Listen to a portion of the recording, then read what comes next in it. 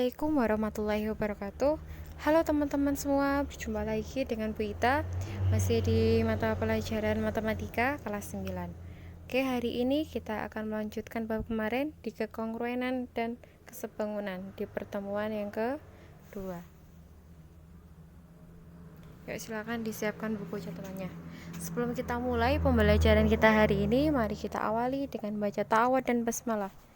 A'udzu billahi minasyaitonir rajim. Bismillahirrahmanirrahim.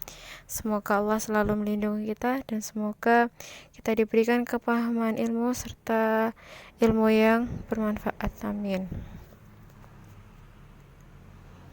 Yuk, kita ingat kembali di pelajaran kita di pertemuan yang pertama ya. Masih ingat tentang kekongruenan? Masih ya? Dua bangun dikatakan kongruen jika memenuhi dua syarat. Yaitu apa yo syarat yang pertama? Sisi-sisi yang bersesuaian sama panjang. Kemudian sudut-sudut yang bersesuaian sama besar. Nah, jadi jika ada dua bangun yang kongruen, tentu syarat ini memenuhi, sisinya sama panjang dan sudutnya sama besar. Nah, intinya bentuk ukurannya itu sama-sama persis ya. Ada dua bangun yang sama persis, itu baru dikatakan kongruen. Yuk kita coba di gambar ini. Coba amati gambar berikut dengan saksama. Nah, apakah dua mobil ini kongruen? Yuk, bentuknya sama, ukurannya sama ya. Nah, ini adalah dua gambar mobil yang kongruen. Selanjutnya, ada dua mobil tapi bentuknya beda. Untuk pickup, yang satu minibus. Nah, kira-kira mobil ini kongruen atau tidak? Bentuknya sama? Beda. Ukurannya juga beda. Berarti ini adalah dua gambar mobil yang tidak kongruen karena berbeda. Selanjutnya ada 5 pensil. Nah, kira-kira ini kongruen atau tidak? Nah, bentuknya sama ya, warnanya yang berbeda ya, ukurannya sama.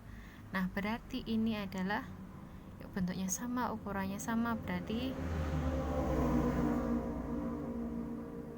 dia adalah ya kongruen. 5 gambar pensil yang kongruen.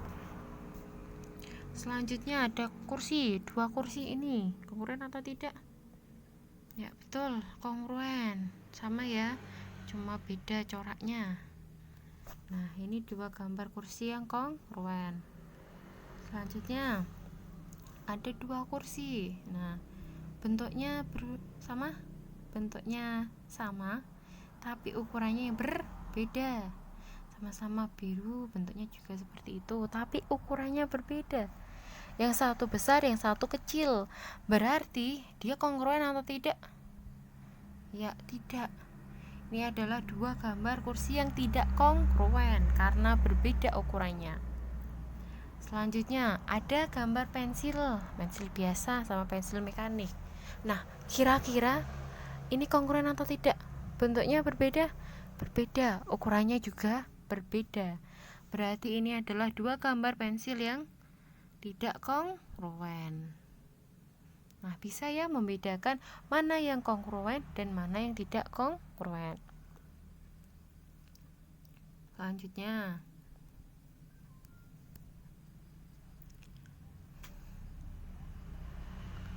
manakah belah ketupat di bawah ini yang kongruen?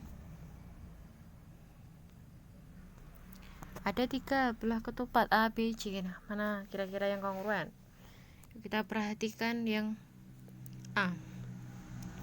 A sisinya 5 cm ya. Ya, 5 cm, semuanya 5 cm, ada tanda shred, itu berarti semuanya 5 cm yang A. Nah, kongruen itu harus apa? Harus sama sisinya, panjangnya sama. Nah, mana yang kira-kira 5 cm? B atau C? B ternyata 5,5 cm. Itu salah atau benar? Berarti ya salah, berbeda. Berarti ukurannya, panjangnya berbeda. Berarti yang benar adalah C untuk sisinya. kalau kita putihkan sudutnya. Ingat sudut belah ketupat sifatnya ya, setiap sudut yang berhadapan besarnya sama, berarti depannya 50 derajat ya, 50 derajat depannya. Sampingnya berarti berapa? Untuk sifat belah ketupat, sudut yang berdekatan jumlahnya 180, berarti yang berdekatan dengan 50, 180 dikurangi 50 biar dapat 180. Berapa 180 dikurangi 50? Ya 130. Berarti nah depannya 130 juga 130. Nah ini untuk sudutnya. Nah berarti yang memenuhi yang mana tadi? Ya yang C ya, sudutnya 130 itu yang diketahui di C dan sisinya 5. Nah sama sisinya dengan yang A. Berarti A dan C adalah dua bangun yang kongruen. Bisa untuk membuktikan bangun itu kongruen? Oke. Selanjutnya. Nah, kemarin kan belum hitung-hitung ya. Ini hitung-hitungan. Yuk, kita perhatikan diketahui trapesium ABCD dan EFGH dan FEHG di sini namanya adalah kongruen. Jika panjang sisi AD 12 cm, DC 13 cm dan EF adalah 22 cm, maka tentukan panjang EH. Nah, EH itu yang miring itu ya. Yuk kita bahas bersama. Karena trapesium ABCD dan FEHG adalah kongruen, maka berlaku hubungan sisi-sisi yang bersesuaian sama panjang. Nah, mana yang bersesuaian? Ya, yang pertama DC itu sama dengan GH sama dengan 13 cm. Kemudian AD sama dengan GF sama dengan 12 cm. Kemudian ada di bawah AB sama dengan FE sama dengan 22 cm. Nah, sedangkan yang miring ini BC sama dengan HE. Nah, ini yang akan kita cari ya. Berapa panjang EH? Yuk, langsung kita tuliskan. Nah, ada trapesium FEHG. Untuk memudahkan, kalian bisa menarik garis dari titik H ke bawah. Nah, ambil titik sembarang. G misal. Yuk kita masukkan yang diketahui angka-angkanya. Tadi GF berapa? 12 cm. Berarti otomatis HJ-nya juga 12 cm ya. Panjangnya sama itu.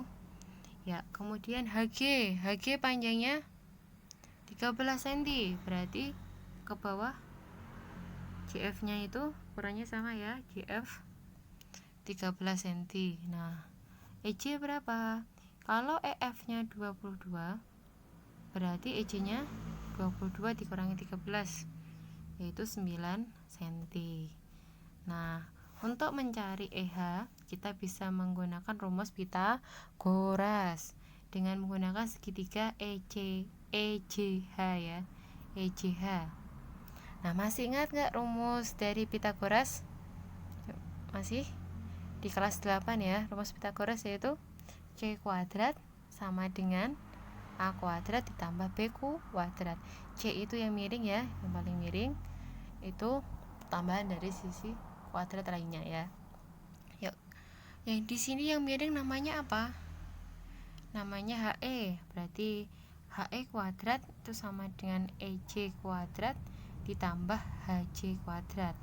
Kita masukkan HJ sama EJ-nya. Berarti 9 kuadrat ditambah 12 kuadrat. 9 kuadrat itu 81 ya, ditambah 144 berarti 225. Nah, HE kuadrat itu 225, berarti HE jadi akar 225 sama dengan 15 cm. Nah, jadi kita tahu panjang EH adalah 15 cm. Oke, bisa untuk mencari panjang sisi yang belum diketahui. Nah, nanti gunakan sifat dari kongruen ya. Oke.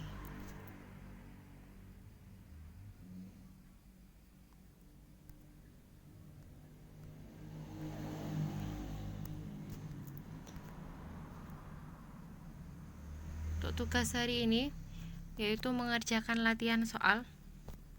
Ada 3 soal. Yang pertama, mencari mana gambar yang kongruen. Nah, mana pasangannya? Silakan dicari ya, mana yang kongruen. A sama apa, B sama apa, dan seterusnya. Oke? Selanjutnya, nomor 2 ditanya, manakah pasangan berikut yang tidak kongruen? Kira-kira A atau B? Nah, silakan disertai alasannya. Kenapa milih A, kenapa milih B? Oke, bisa? Nomor 3 ini menghitung. Diketahui 2 gambar rumah tampak dari depan ya, itu kongruen. Diketahui kongruen rumah ini, yaitu atap ABCDE sama jika LMN. Nah, kita disuruh mencari sisi-sisi yang bersesuaian. Bisa ya? Sudut-sudut yang bersesuaian, kemudian panjang KJ-nya, KL-nya, dan LM-nya. Nah, terus disuruh mencari keliling berarti yang pinggir-pinggir dihitung. Kemudian luasnya, luas menggunakan apa? Bisa dipecah. Segitiga sama persegi panjang, boleh. Jika diketahui jarak J ke LM adalah 7 meter. Nah, berapa keliling dan luasnya? Bisa ya? Selamat mengerjakan tugas hari ini. Nah, itu adalah pelajaran kita hari ini. Selamat belajar di rumah. Semoga selalu bersemangat walaupun di pandemi ini. Kita harapkan kalian selalu dalam kebaikan dan selalu berusaha berlomba-lomba dalam kebaikan. Jangan mengajak temannya dalam keburukan. Silakan belajar lebih giat lagi, karena